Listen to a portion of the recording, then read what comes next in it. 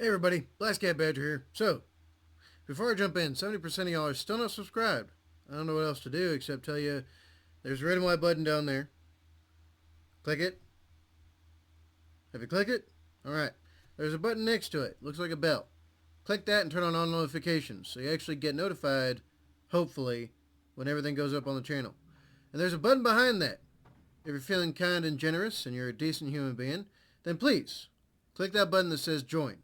If you join the channel, you're directly supporting the channel.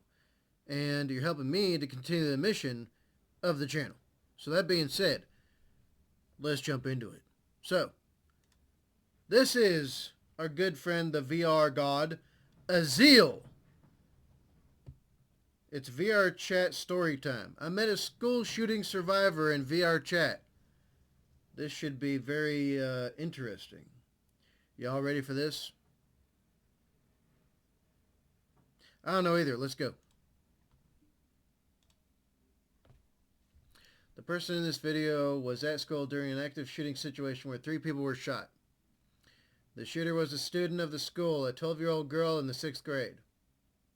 All 3 victims survived. However, the psychological and social impact of the event and what happened. Whoa, that went way too fast. Okay. The psychological and social impact of the event as felt by his community was immense. Okay. From what happened during the start of the school day.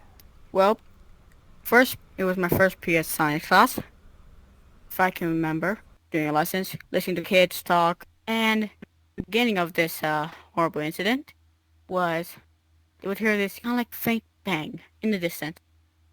During this time, our school was going to repair because somehow a kid kicked a soccer ball up and hit the sprinkler system into our gym. So we thought that I thought it would just, our school was getting the floorboard ripped up and putting a new one in. And then all of a sudden, bang, bang, just right in the distance, estimating it was at the front door of the school. Okay, give me a sec. It's starting to get dark.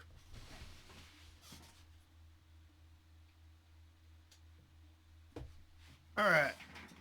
That's better. This kid sounds pretty young. This kid sounds pretty young to have to recount this.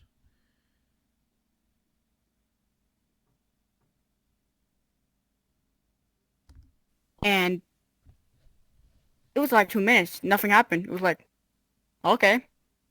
We all went to work, and all of a sudden, ring. Everyone locked down, out of sight, hide right now. Oh, oh crap, it's real.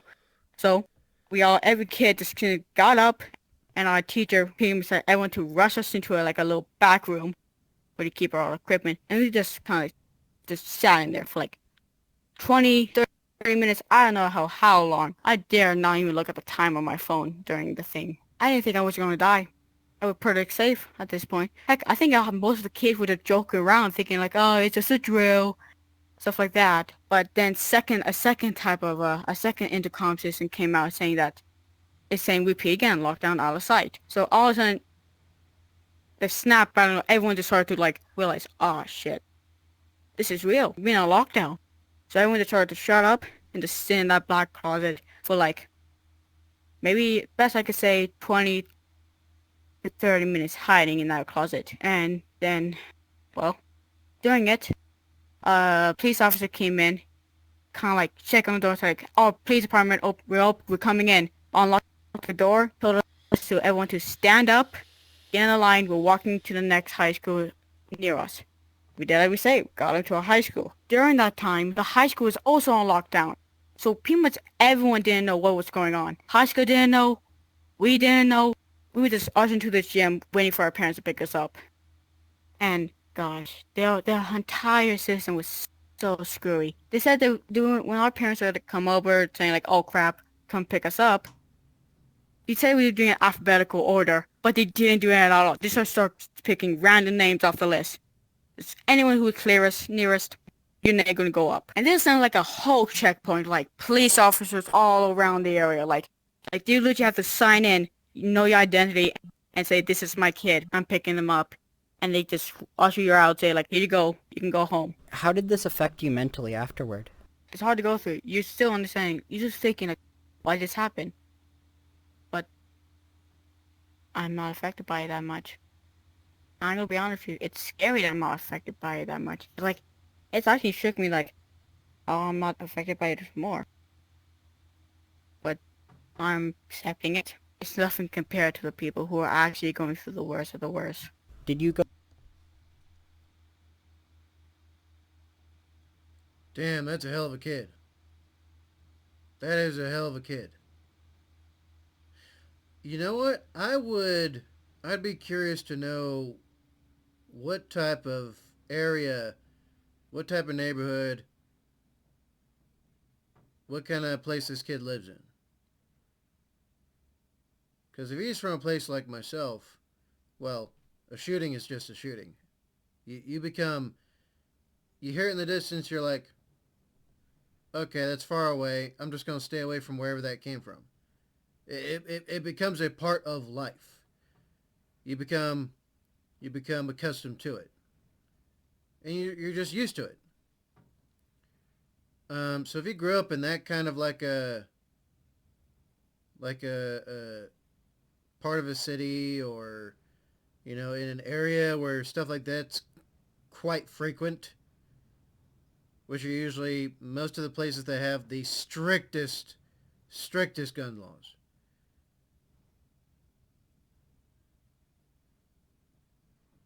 I'm a little curious as to where this occurred, because the places I've lived, it's just an everyday occurrence, and everyone's just like, oh, just another one happened. Except the people who are the furthest removed from it, who are like, oh gosh, it happened, oh. And meanwhile, they're the ones farthest removed from it.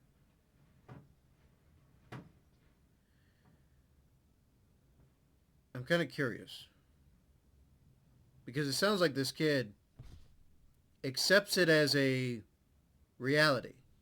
And no one can make the argument, oh, we hear about them all the time, so everybody just expects it and accepts it's going to happen. No. Otherwise, this would not be a topic of discussion anymore.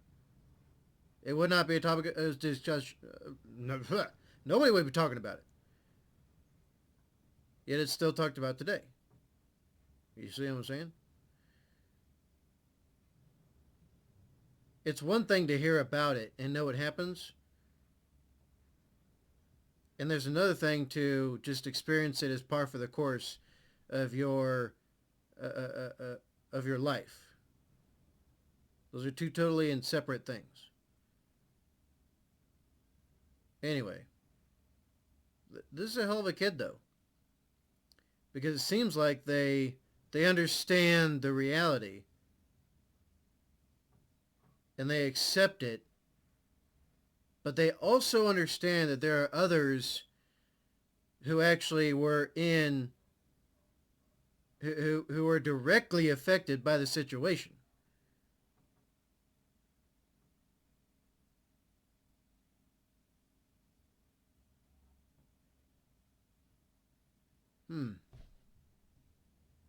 That sounds like one hell of a kid, honestly.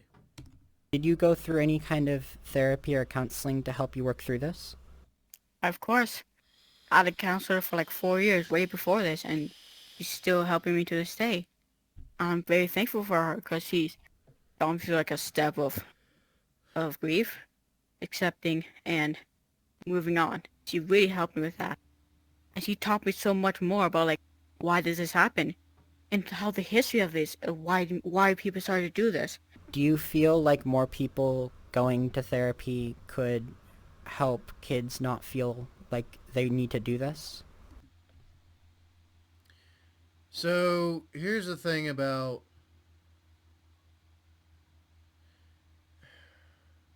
unfortunately, everybody has their own ideas, and very little people actually pay attention to why things like this are more often than not allowed to happen. Now, I'm not saying some kind of stupid conspiracy stuff. I'm saying it actually is. I have yet to find a school that takes proper security measures. I've yet to find any school that takes proper security measures.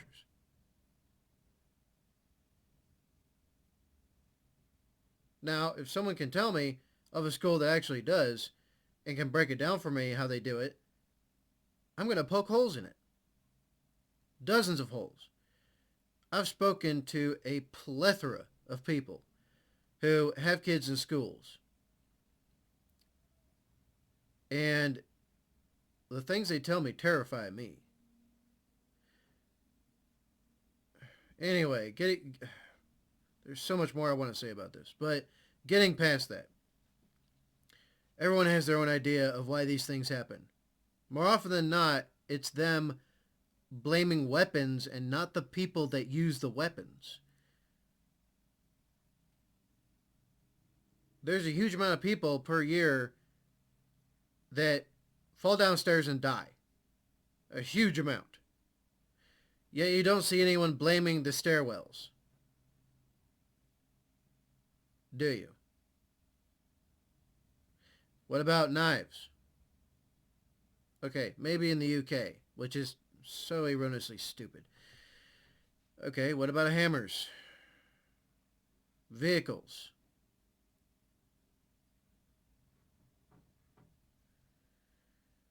I just hope that the therapist or psychologist that talked to this kid just stuck with like their expertise about it,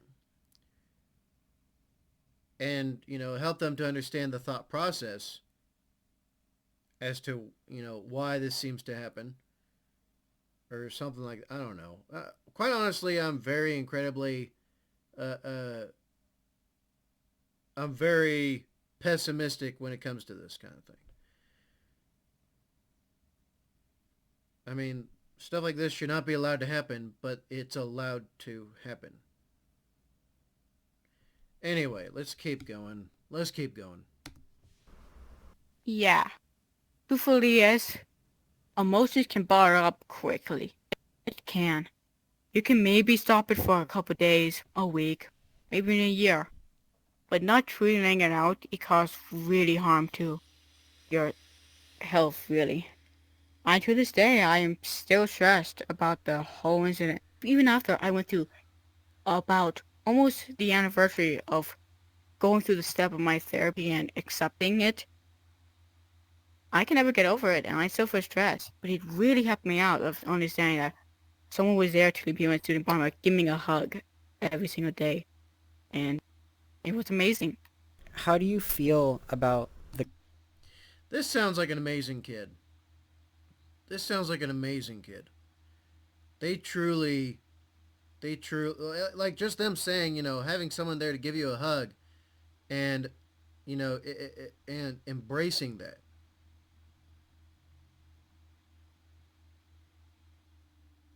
That's a incredible something to me. It really is, because that means that they have they how do I explain this? I'm trying so hard to make this very simple. Um, People underestimate like a good hug.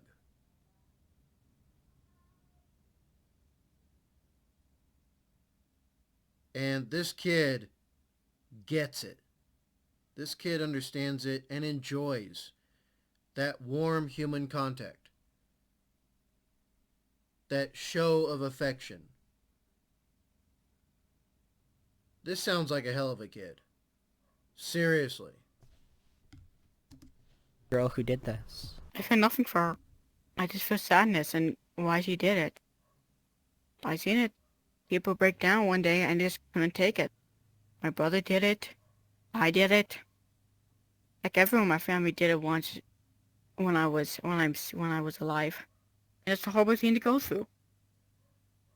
I feel for her, but I'm saddened by her of what she did. How did this affect your community? They pitched in everything they got.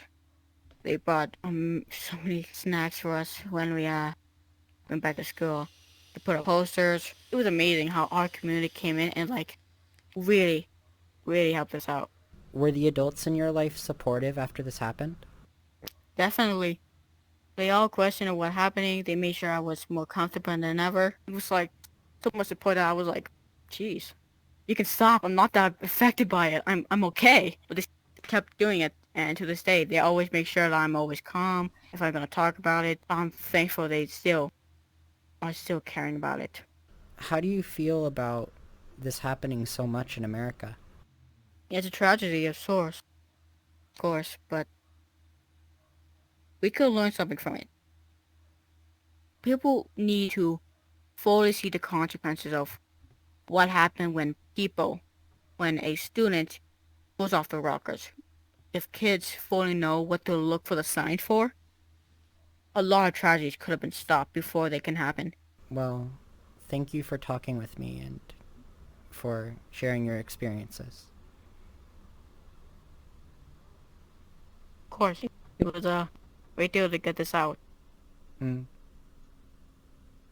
Yeah.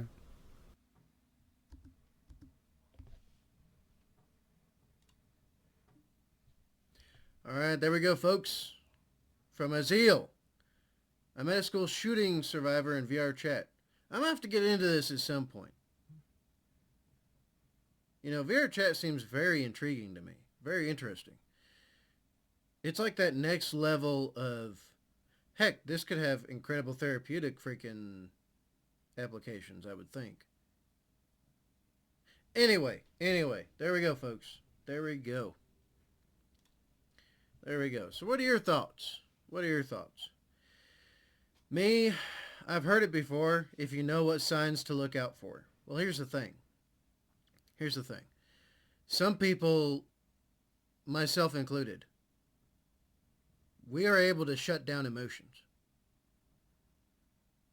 We're able to distance ourselves from them and then pick them apart one at a time. Because people such as myself, how do I put it? We can be easily overwhelmed by emotions. That's why I've gotten back into stoicism. True stoicism, not just only being like a stone. Although as close to that as I could get is what I aim for. Because emotions can overwhelm you. There's plenty of us who are like that. So for us, our default is to either wear a mask or to disassemble, essentially, or to intellectualize, so that we don't get overwhelmed by what we feel. A lot of people, you know, if they're seeing this video for the first time, they probably could not tell I have emotions much in the way at all. In fact, they probably assume I'm incredibly stoic and like, you know, stone-faced, I've been described as. There's only so much that signs can do. And even then, there's only so much to go off of that.